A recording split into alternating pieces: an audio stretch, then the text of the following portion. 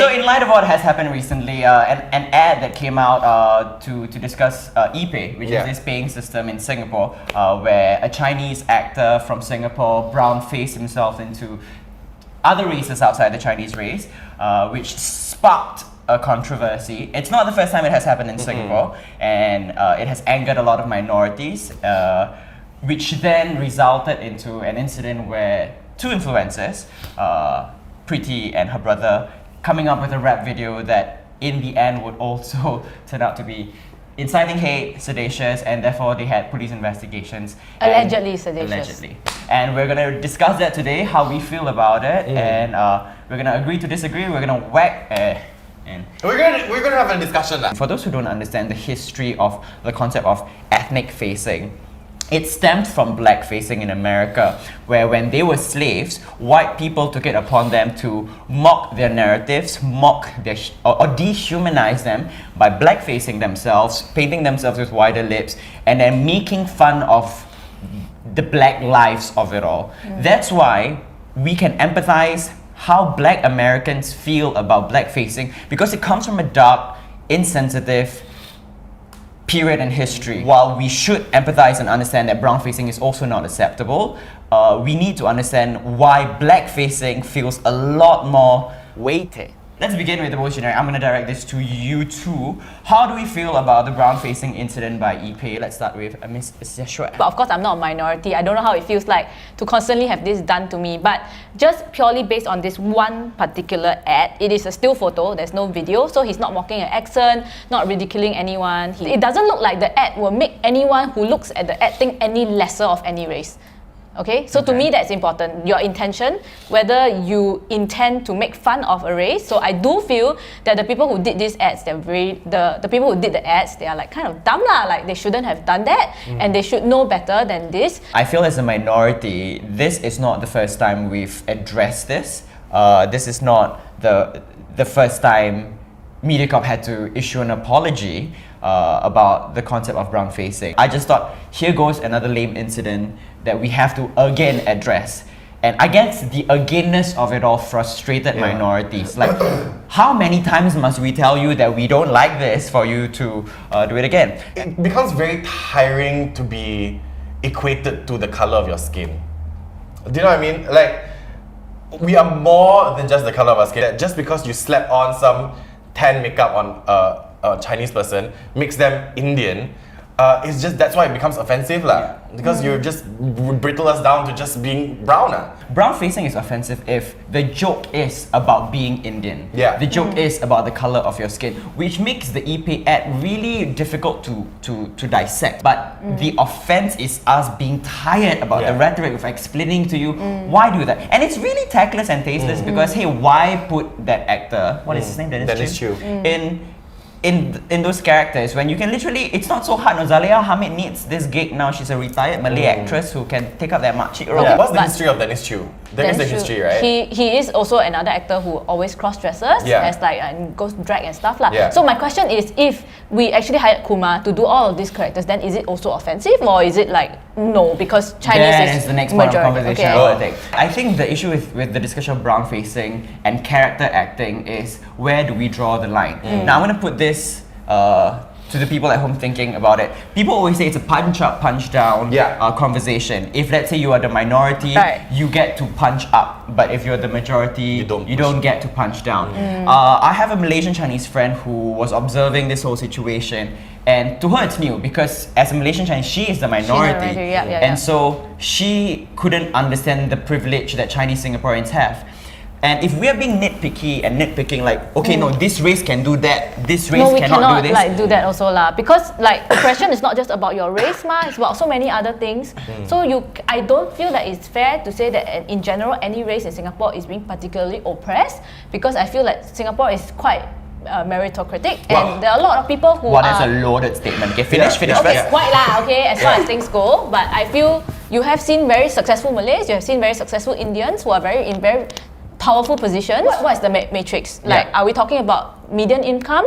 Are we talking about who has the most poor people? Are we talking about who has the most rich people? Are we talking about who's highest suicide rate? Who's happiest? There's so many metrics to say who is more oppressed. So it's very difficult to say like who punches up and down. Yeah, but I think the frustration is, I mean, I'm going to use the word, you're going to hate it. Microaggression is a real thing for a lot of minorities. Especially, I can empathize a lot of my Indian friends who, when we grew up, we were a part of that joke where we say, oh my gosh, if you switch off the lights, you can't see Indians. That's correct.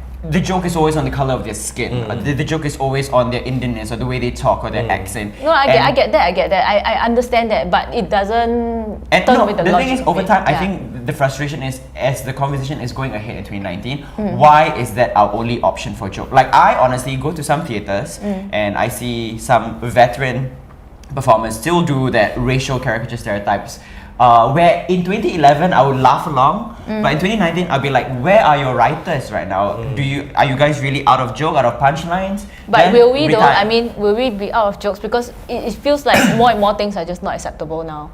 I think there's smart ways to write jokes. I mean, that doesn't necessarily just punch down, punch up, but also address a topic as it is. But still, I think it's very problematic to have to set a guideline and say to say that, you know, if you say this, because it offends me, it proves that you are racist. But my point is that you shouldn't be making fun of someone or mocking someone or ridiculing someone. That is obviously offensive. But in my example, for example, if I'm Halloween makeup, I'm doing Beyonce because I love her, why is that considered blackfacing?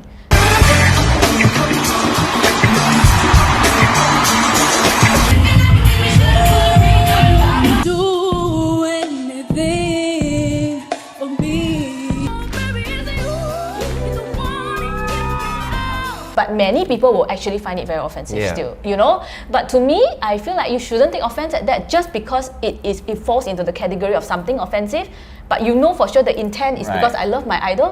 It's not because I've been Beyonce, I've been guilty of. So the dynamics of Malaysians and Singaporeans are very interesting because you just cross the causeway and the Malay person becomes the majority and the Chinese person becomes the minority. And for example, when I make the Chinese accent jokes as a character on the internet, in Singapore, a Chinese majority can laugh at it. Oh my god, that's quite funny. Siasha will find it funny.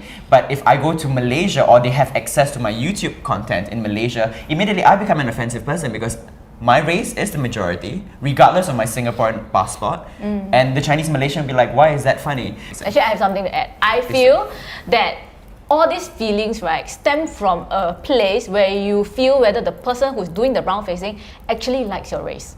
Let's say I married a Indian guy and I play an Indian woman, right, in a lovable, like, nice way. People know that I clearly am not racist when I have an Indian husband, right, for example. Then you will not feel that kind of vibe. But how do you play the Indian? Yeah, that's my question. Okay, obviously, even if the character, I feel, okay, like, that's the thing, right? So no matter what I do, okay, the intention has to not be mocking lah. So let's not talk about that. If you are obviously ridiculing, obviously mocking, then that is for sure it's racist because it's very clear you're trying to push a narrative that this race is inferior. The same way how people who watch Dee, they won't feel offended by Riawana because he's minority. They assume that minority would not dislike another minority. If he's filming with you, he's such good friends with a Malay guy, I would never think that he hates Malays, that's why he's doing this, right? Versus if somebody like me does it, okay, let's say I don't have very famous like Malay friends who I'm very close to and I'm filming it by myself with a group of Chinese people, for example, right? They will think, fuck, are you all Chinese together? Think it's very funny, is it? Then you've opened yourself a can of worms because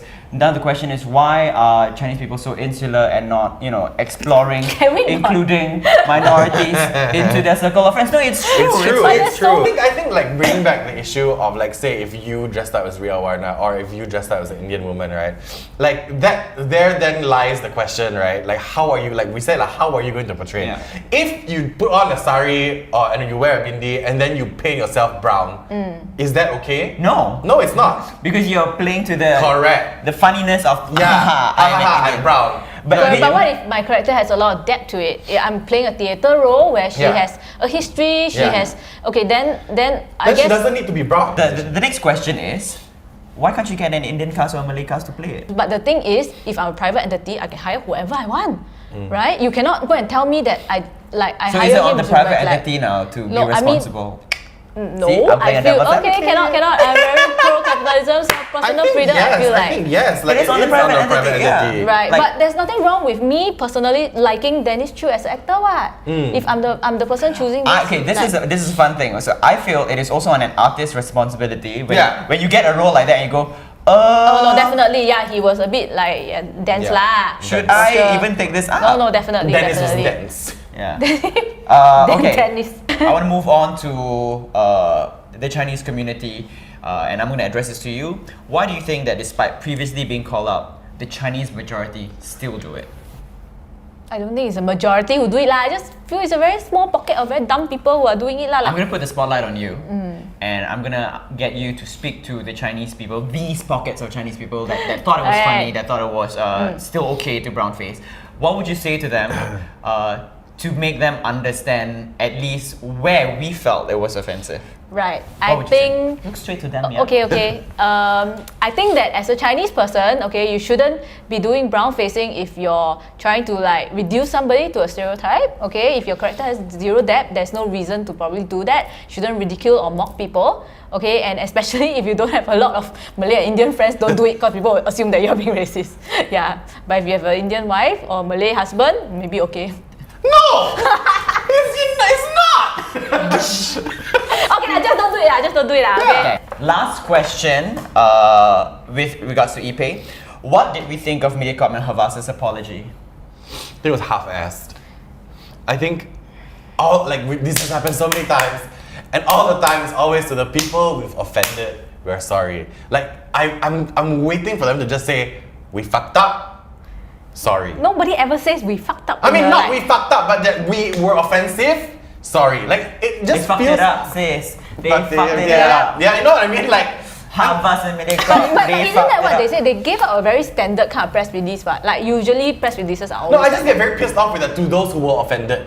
Did they say Yeah, that? to those who are like, oh my god, it's offensive, full stop. Okay, so this was the apology from Havas, yeah? They would like to apologize for any hurt caused by the recent campaign to communicate that e-payment is for everyone. You know what I mean? They're still trying to justify it, which annoyed me. Our multicultural society defines us as a nation, and we regret if anyone has been offended by the campaign. The issue is with the word if. Yeah. The fact that you possibly made okay. it frivolous. Yeah, is yeah, like, yeah.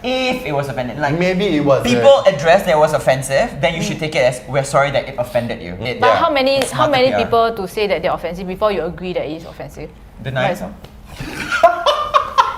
You need to have a guideline to what is considered offensive. How many percent of people being offended, that is equals to okay, how many percent of people being offended is equal to that act is definitively offensive. I think like as long as the minorities speak up, like enough minorities speak up, you should know it's offensive already. What? Why? I don't think we should be listening to 50-50 or whatnot. You know, in 2019. There shouldn't be a math to it, Yeah. I feel. No, PR is not difficult, guys. Like, But for example, my own content, it is very offensive to a lot of people. I'm not going to apologize to you. Fuck you, don't like it, don't see yeah, it. but you're an artist, you're not a Right. corporation. Yeah. Okay, that's so at true least lah. you're accountable for No, yourself. correct. That's true, Like, that's true. we They can have just don't stocks, they have follow stocks, you. yes. People talk about punch up and punch down and the concept of racism. And someone even said that, hey, reverse racism is not real. Of course it's not real because racism is just racism. There's no such thing as reverse racism. A minority hating on a majority is still racism. Yeah. Thank you for saying that. But what we do need to understand is racism and privilege are a conversation that is separate. While we all, from our parents' generation, need to unlearn racism, because of privilege, some of us have to unlearn it more than the other. Because you guys, as a majority, have access to opportunities that would, over the last 50 years, make it more difficult for minority. So the point is to have conversations and to bridge this the community together. So people have accused me of saying that, hey, Hirzi Post Munah Hirzi Official have collaborated with very questionable partnerships and collaborations with people. And my point, and I'm not gonna out who. Who? I'm not gonna out who. Is it me? No. I'm not gonna out Is it who. Dee Kosh? It's me. But they say, why are you enabling these people? Why? Because you know what they've done in the past. Why are you allowing yourself to partner them? My point is this: to address racism is to bring the conversation in the middle and not either side. I'm not going to bring it to the left, I'm not going to bring it to the right. It is us coming in the middle together and say this is the issue. And so if I vilify whoever in the past have conducted or committed these things, I'm not able to change them. And I need to familiarize myself with them, I need to assimilate myself with them, get to understand their psyche, and hopefully when they familiarize with my psyche, then have that kind of conversation. So for those people who have accused me of partnering and collaborating with people, you don't see the bigger picture here. Okay, and don't call people racist for nothing. That is the most important part. I feel it is a very, very strong word. You want that word to have meaning. Yeah. The more you accuse people who are not racist of being racist, the more that word loses its power. So you want to reserve it for the really racist people, so that when you say it, it sounds like they're Hitler, you know? But now you say it, it just sounds like a regular person. Yeah. You really want to open conversations. No, yes, correct. And if you only have conversations about racism within your race, then you're not doing anything for the cause. I want to load him with a deeper question. Dee Kosh, you ready? So on the conversation of brown-facing and the concept of minority-majority, you are a Chinese Indian man who are obviously Indian passing more than you are Chinese passing. Yeah. Okay, which means when I look at you, I don't grant you the same privileges or the Chinese same people. knowledge of a privilege of a Chinese Yeah. person. But at the same time, people are talking about, oh, in comedy, a Chinese person cannot punch down, but minority can punch up. You being the smallest demographic, or passing off as the smallest demographic, you do 3 different races as characters and caricature. And I'm guilty of it as well. I do Chinese characters, I do Filipino characters. So how do you defend what you do as Ria Warren